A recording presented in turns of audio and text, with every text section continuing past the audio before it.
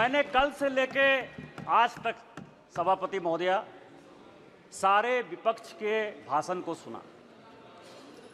सारे विपक्ष के भाषण में असत्य, गुमराह करने वाले तथ्य, निराशावादी, डर और डर की जो पराकाष्ठा हो सकती है कि डर के आगे कुछ नहीं है, हम कभी जीत नहीं सकते, उस तरह के भाषण को देखा। यहां विपक्ष के नेता ने भाषण दिया, सभापति महोदया, मैं वो नहीं हूं जो हूं, जो मैं दिखता हूं वो मैं नहीं हूं। पिछली बार मैंने कहा था कि यहां प्रेत आकर भाषण देके चला गया। इस बार जो मुझे लगा उनके भाषण से कि एक फिल्म हमने देखी थी मिस्टर इंडिया, अनिल कपूर जो है किसी को दिखते नहीं है, फिर दिख जाते हैं। यदि लाल जो है कहीं दिखाई देगा तो वो मिस्टर इंडिया के अनिल कपूर हैं, जो दिखते हैं वो नहीं दिखते हैं, जो दिखते हैं वो नहीं दिखते। विपक्ष का क्या डर है सभापति महोदया, ये आप समझिए।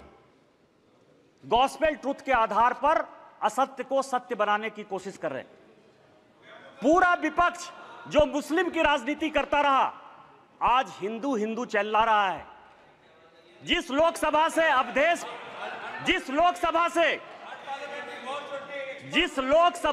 अवधेश पासी एमपी है, उसका नाम फैजाबाद है। किसी ने फैजाबाद नहीं कहा, सबने अयोध्या कहा। यही भारतीय जनता पार्टी की जीत है, यही मोदी की जीत है। और मैं प्रधानमंत्री जी को बधाई देना चाहता हूं, धन्यवाद देना चाहता हूं। रामायण की एक चौपाई है कि राम रमापति करधन लेहु, खैंचत चाप मिटई संदेहु। उन्होंने पूरे देश को यह मैसेज दे दिया कि यह देश हिंदू है, हिंदू राष्ट्र है और मुसलमान के नाम पर कोई राजनीति नहीं हो सकती है। फैजाबाद का नाम अपोजिशन के किसी आदमी ने नहीं लिया। क्या सत्य है? इन्होंने कहा हमारे ऊपर ईडी आ गई, हमारे ऊपर सीबीआई आ गई, हम किसी से नहीं डरते। आप वहां चले गए, बांसवाड़ा चले गए, आपने क्या भाषण दे दिया, क्या जीत गए? मैं एक ऐसा शख्स हूं, अखिलेश जी सुनिए आराम से, मेरे ऊपर कांग्रेस और जेएमएम ने 44 केस किए। मेरे 80 साल 85 साल के माँ पिताजी के ऊपर केस हुए। गैलरी में मेरी वाइफ बैठी हुई है, मेरे बच्चे बैठे हुए हैं, उनके ऊपर केस हुआ, भाई के ऊपर केस हुआ। और सरकार ने आरटीआई मैंने मंगाया है, 10 करोड़ रुपया हाई कोर्ट और सुप्रीम कोर्ट में मेरे से केस लड़ने के लिए किया। मैं जब चुनाव लड़ने के लिए गया, राहुल गांधी जी की यात्रा हुई, मल्लिकार्जुन खड़गे का 2 कार्यक्रम हुआ, प्रियंका गांधी जी गई, उन्होंने कहा कि मैं चैम्बर में बैठा रहता हूं और मैंने कहा कि मैं मोदी का सिपाही हूं, मैं भारतीय जनता पार्टी का सिपाही हूं और मैंने वचन लिया, प्रण लिया कि मैं जनता के पास वोट मांगने नहीं जाऊंगा। 2 मार्च को पार्टी ने मेरा टिकट अनाउंस किया, 2 मार्च को मेरा चुनाव 1 जून को हुआ। 90 दिन के पूरे कैंपेन में मैंने जनता से वोट नहीं मांगा और मैं यहां पार्लियामेंट में जीत कर आया, आपको हरा कर आया हूं। जिस क्षेत्र से हेमंत सोरेन विधायक हैं, उस जिले का मैं सांसद हूं और आदिवासी बाहुल्य इलाके से मैं 10,000 वोट से जीत कर आया हूं। मेरा समय है, आप सुनिए, मेरा समय है, 5 मिनट में खत्म नहीं होगा ये बातें। किस तरह का सत्य और असत्य की बात कर रहे हो आप कह रहे हो, मुस्लिम की बात कर रहे हो, मंगलसूत्र की बात कर रहे हो कि प्रधानमंत्री जी ने घुसपैठिया कह दिया। हां, प्रधानमंत्री जी ने घुसपैठिया कह दिया। 2009 में सभापति महोदया आप मंत्री थी। 2009 से इस संसद में, इस सदन में मैं 200 बार बोल चुका हूं कि मैं जिस इलाके से आता हूं बांग्लादेश, वहां बांग्लादेशी घुसपैठिया बढ़ा हुआ है संथाल परगना में। चाहे वो जामताड़ा हो, पाकुड़ हो, साहबगंज हो, मुर्शिदाबाद हो, मालदा हो, किशनगंज हो, अररिया हो। और हालत यह है, हमारी स्थिति यह है कि यहां विजय हांसदा बैठे हुए, मैं उनसे पूछ रहा था, गोपीचक एक गांव है, गाय काट दिया और गाय काटने का जब मुसलमानों ने प्रतिरोध किया, अभी 15 दिन पहले पूरे बांग्लादेश वहां से आके बांग्लादेशी घुसपैठिए जो अपने आप को पश्चिम बंगाल का नागरिक कहते हैं, उन्होंने हमारी बहू बेटी का इज्जत लूटा, उनके घर को जलाया, उनके घर को भगाया। आप कह रहे हो कि वो बांग्लादेशी घुसपैठिए नहीं है, उनकी जनसंख्या नहीं है। स्पीकर साहब पूरे देश भर में, मैं गोपी चक की बात कर रहा हूं। सभापति महोदया, पूरे देश में परिसीमन हो गया, पूरे देश में परिसीमन हो गया। आप आदिवासी की बात करते हो, आप पिछड़े की बात करते हो, हमारे यहां परिसीमन नहीं हुआ। आदिवासी की संख्या जो 36% थी वो 26% हो गई। ये पूरे देश को जानने की आवश्यकता है। 1 लोकसभा का सीट आदिवासी का और 3 विधानसभा का सीट घट रहा है। परिसीमन नहीं हो गया, घुसपैठिए बढ़ रहे हैं, आदिवासी लड़कियों के साथ शादी हो रही है, धर्मांतरण हो रहा है। इसके बाद भी आपको लगता है कि प्रधानमंत्री घुसपैठिए की बात नहीं करेंगे? किस तरह की राजनीति कर रहे हो आप? मैं आपको बताऊं सभापति महोदय, शिव की बात होती है, हम उस विचारधारा के लोग हैं। अधजल गगरी छलकत जाए, जिसको कुछ समझ में नहीं आती। यदि आपको शिव का ही दिखाना था, गुरु नानक का दिखाना था, तो मंदिर चले जाते यार, गुरुद्वारा चले जाते। इस पार्लियामेंट में फोटो क्यों दिखा रहे? चले जाते ना। और जिस अभय मुद्रा की बात कर रहे हैं, मैं ब्राह्मण हूं और मुझे गर्व है कि ब्राह्मण हूं। जिस अभय मुद्रा की बात करते हो, भगवान शंकर को 4 हाथ है, 4 हाथ है, 1 हाथ नहीं होता है। और हस्त मुद्रा में ऐसे भी हाथ है, ऐसे भी हाथ है, ऐसे भी हाथ है, 28 मुद्राएं हैं। और 28 मुद्रा क्या है जो माननीय मोदी जी कह रहे हैं, ये सबको जानने की आवश्यकता है।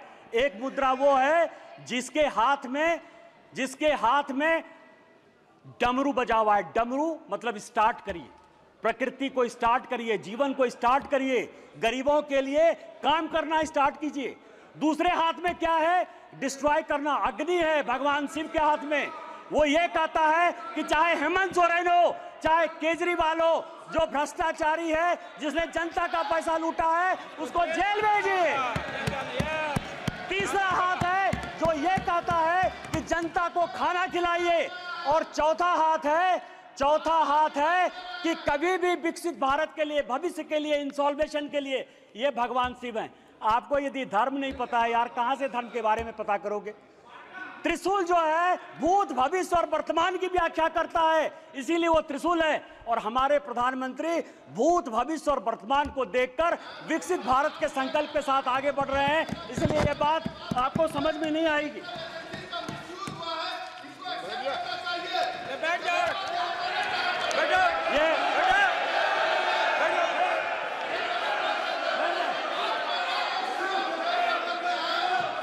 ये सभापति महोदया, ये संविधान की बात करती हैं। अभी मैंने कहा मिसा जी, मैं आपके बारे में बोला, उन्होंने कहा कि मैं बोलूंगा। मिसा भारती जब पैदा हुई तो जेल में थे।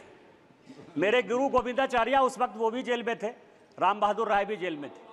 और लालू जी को राम बहादुर राय ने सजेस्ट किया कि अपनी बेटी का नाम मिसा रख दो, इसीलिए उनका नाम मिसा भारती। जिस किताब का विमोचन राहुल गांधी ने किया, MK स्टालिन की आत्मकथा का, उसमें सबसे बढ़िया टॉपिक क्या है सभापति महोदया पता है? कि इमरजेंसी में जो है मेरे पिताजी ने पुलिस को हैंडओवर कर दिया। और यहां बैठे हुए हैं अखिलेश यादव जी, इनके पिताजी के साथ मुझे काम करने का मौका मिला। और बड़े आदमी थे, इतने बड़े आदमी थे कि वो हमेशा कहते थे कि मैं तुम्हारा भाषण सुनता हूं। उन्होंने मुझे इमरजेंसी की कहानी सुनाई कि जिस दिन इमरजेंसी गए तो उनकी वाइफ के पास जो है खाना खिलाने के लिए अपने परिवार के पास नहीं था।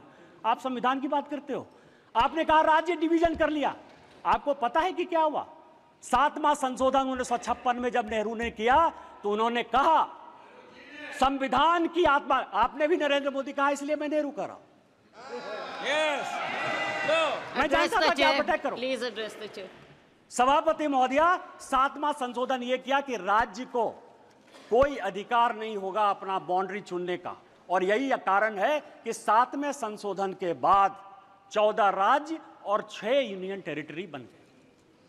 आप संविधान की बात करते हो, आप कहते हो संविधान बचाने की बात करते हो। संविधान की प्रस्तावना स्वर्ण सिंह कमेटी के बाद जब इमरजेंसी में सारे बड़े नेता, चाहे वो लालू प्रसाद जी हो, मुलायम सिंह यादव हो, करुणानिधि जी हो, अडवाणी जी हो, अटल जी हो, हेमवती नंदन बहुगुणा हो, कांग्रेस के चंद्रशेखर जी हो, बाबू जगजीवन राम हो, जब सारे जयप्रकाश नारायण, नहीं मैं MP की बात कर रहा हूं, ये सारे लोग जब जेल में बंद थे तो स्वर्ण सिंह कमेटी बनाई 1976 में, 42वां संशोधन हुआ। उस 42वें संशोधन ने हमारे धर्मपरायण देश को, हम धार्मिक हैं, हम हिंदू हैं, बिट्टू यहां बैठा हुआ सिख है, बुद्धिस्ट हैं, रिजू जी उन्होंने कहा कि हम बुद्धिस्ट हैं, यहां ओवैसी बैठे हुए हैं, इस्लाम उनके लिए गर्व का विषय है। आपने हमारे देश को धर्मनिरपेक्ष कर दिया, रातों रात बदल दिया। आपने उसमें इंटीग्रिटी शब्द जोड़ दिया। पूरा देश जो है ईमानदार है, इसी कारण ईमानदारी से चलता है। आपने ईमानदार जोड़ दिया और आपने उसमें सोशलिस्ट जोड़ दिया। अरे कैसे सोशलिस्ट हो सकते हैं हम यार? कोई कम्युनिस्ट हो सकता है, कोई कैपिटलिस्ट हो सकता है, तुमने जो है सोशलिस्ट पूरे प्रेम्बल को बदल दिया और आप संविधान बनाने की बात करते हो। उन्होंने कहा कि जो हम कानून बनाएंगे, जो फंडामेंटल राइट हुए थे, जो हमने हमारे फोर फादर्स ने जो फंडामेंटल राइट्स दिए थे, उसके साथ आपने फंडामेंटल ड्यूटीज एक अलग शब्द जोड़ दिया। आप संविधान बनाने की बात करते हो। पूरा का पूरा 42वां संशोधन, उन्होंने कहा कि जो संविधान कानून बनाएगा, क्योंकि इंदिरा गांधी की सदस्यता खत्म हो गई थी, उन्होंने कहा कि हम फिर से रिइंस्टेट होकर देश के प्रधानमंत्री बन जाएंगे। आप मेरे ऊपर कोई क्वेश्चन नहीं कर सकते हो। लोकसभा के जो समय है, समय सीमा 5 साल, उन्होंने कहा अब 6 साल होगा।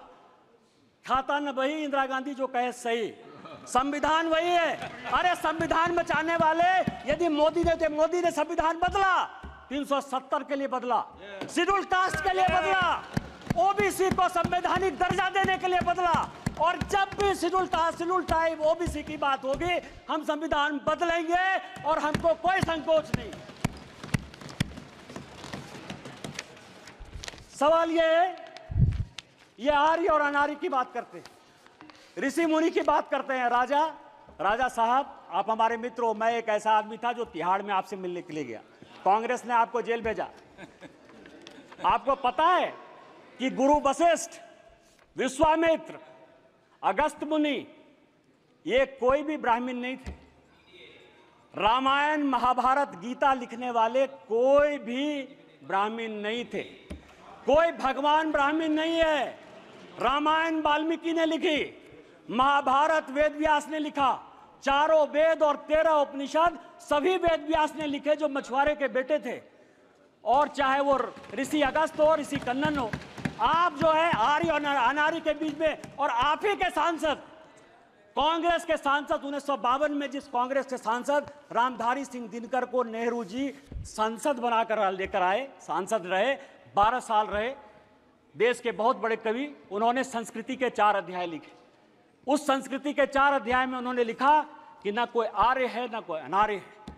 जो हरिजन, जो शेड्यूल कास्ट तमिलनाडु का है, वही कलकत्ता का ब्राह्मण है, और जो कलकत्ता का ओबीसी है, वही पंजाब का जो है सिख है। ये उन्होंने लिखा, कांग्रेस ने लिखा, आपके सांसद ने लिखा। हमें तो गर्व है, ये देश एक है, न जाति है न बिरादरी है। आप किस तरह की बात करते हो, जाति प्रथा की बात करते हो। मैं एक बात कहना चाहता हूं, यहां जितने बुजुर्ग लोग बैठे हुए, स्वागत राय जी बैठे होंगे, आज से 50 साल पहले किसी बड़े घर में, किसी गांव में कहीं कोई शौचालय नहीं होता था। चाहे बड़े परिवार की महिलाएं हो या छोटे परिवार की महिलाएं हो, वो खेत में जाती थी। तो जब खेत में जाती थी तो मेहतर प्रथा कहां से आ गया? जो मुगलों ने दिया, आप उसको सही मान रहे हो, और आप पूरे देश को जो है हिंदुत्व के नाम पर, आर्य के नाम पर, अनार्य के नाम पर, इस्लाम के नाम पर केवल गुमराह करने की कोशिश करते हो। ये गॉस्पेल ट्रूथ को बंद करो, ये कहना बंद करो, और देश को जो है साथ लेकर चलने की बात करो। बस मैं अंत में, सभापति महोदय, एक पॉइंट है कि कल कहा गया कि स्पीकर साहब जो है झुक के प्रधानमंत्री जी को जो है अभिवादन किए और राहुल जी को ऐसे। आज मैंने एक फोटो देखा थल सेना अध्यक्ष का। वर्दी में कहा जाता है कि किसी को प्रणाम नहीं करना चाहिए। आज सारे अखबारों में थल सेना अध्यक्ष का फोटो छपा है और अपनी मां को पैर छू के वर्दी में प्रणाम कर रहे हैं। तैत्तिरीय उपनिषद का एक श्लोक है, अभिवादनशीलस्य नित्यं वृद्धा पसेबिनः चत्वारि तस्य वर्धन्ते आयुर्विद्या यशोबलम। आपसे जो भी बड़े आदमी हैं, पद की, मर्यादा की कभी परवाह नहीं करिए। अभी पार्लियामेंट खत्म हुआ, मैं फरवरी की बात कर रहा हूं। जिस दिन पार्लियामेंट खत्म हुआ, मैं बाहर गाड़ी का वेट कर रहा था। मैं सबसे ज्यादा कांग्रेस पर अटैक करता हूं। राहुल जी, सोनिया जी या पूरा कांग्रेस गांधी परिवार मेरा टॉपिक है, क्योंकि मेरे फादर 1975 में इमरजेंसी में सैक कर दिए गए, उनकी ज़िंदगी में नौकरी नहीं लगी। 19 महीने मेरे परिवार के लोग इमरजेंसी में बंद रहे, इसलिए कांग्रेस के प्रति इतना विद्रोह या ये चीज़ जो है मेरे मन में है, बचपन से है, क्योंकि मेरा बचपन मैंने देखा ही नहीं, क्योंकि हम लोग सभी देशद्रोही के परिवार के माने जाते थे। सोनिया जी आई, सोनिया जी ने मेरा हाथ पकड़ा सबके सामने, चूंकि सबके सामने पब्लिक में एक काम हुआ, इसलिए मैं पब्लिक में बात कर रहा हूं। और उन्होंने मुझे कहा कि निशिकांत, आज मेरी तबीयत खराब थी, लेकिन तुम्हारे जैसे लोगों को पार्लियामेंट आना चाहिए। मैंने प्रणाम किया उनको। मैंने ये नहीं सोचा कि वो सोनिया गांधी, वो बड़ी हैं। आप किस तरह के डिस्कोर्स में ले जाना चाहते हो? माननीय मोदी जी हमारे पार्टी के बड़े आदमी हैं। पार्टी टिकट दी तो ओम बिरला जो है इस कुर्सी पर बैठे। यदि उनको पैर छू के भी प्रणाम कर लेते ओम बिरला जी, तो उस कुर्सी की ताकत कम नहीं होती। आपको भारतीय सभ्यता और संस्कृति के बारे में नहीं पता है, और यदि भारतीय सभ्यता संस्कृति के बारे में नहीं पता है तो आप जिंदगी में कुछ नहीं कर सकते हो। आज आप 98 में हो, अगले चुनाव में आपको जो है लीडर ऑफ द अपोजिशन का भी मौका नहीं मिलेगा। आपने मुझे मौका दिया। इन्हीं शब्दों के साथ जय हिंद, जय Bharat. Francis George. Francis George. Rule. Under what rule? Will you please quote the rule? No, 352. 352. all the name. 352. Name was taken of our leader और कोर्ट, हाई कोर्ट के द्वारा उनको बरी किया गया, और उसके बाद उनको भ्रष्टाचारी यहाँ पे कहा जा रहा है, तो इट शुड बी एक्सपंज्ड।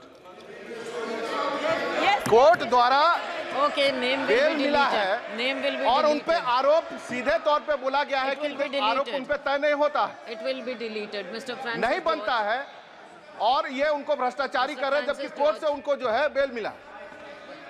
एक्सपंज करना होगा madam. Yes, it is deleted. Thank you, ma'am. Sir, when our country is completing 75 years as a republic, we are all fortunate to be present in this house, and we have to be grateful to the people of India for giving us a chance to be members of parliament at a very critical and glorious time in the history of our country. Sir, the President in her address has mentioned several things about what the government is doing for the agriculture sector. But the basic thing is, I would like to inform the government what is the farming community, what is their